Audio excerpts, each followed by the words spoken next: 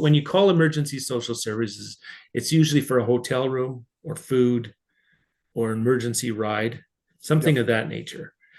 They're not there to take an application or start the process of obtaining income support.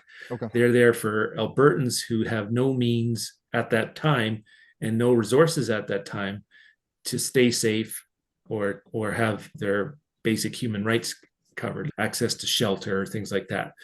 They're really, and when you're dealing with children, that trumps everything. That becomes the paramount issue is the child.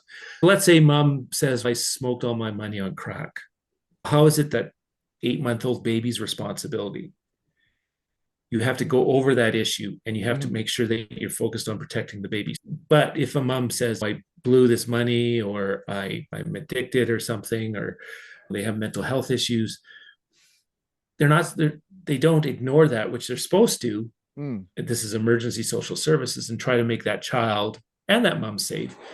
They start questioning about her lifestyle or her choices. They're not dealing specifically with the emergency of getting the mom into a hotel room. And usually we're talking hotel rooms because, as I tell every mother, before they call emergency social services, they should call Lorena House, they should call Win House, they should call Safe Place, they should call the Salvation Army and see if all the shelters within the city are full. And they always are because there's such Yeah. a shortage of shelters.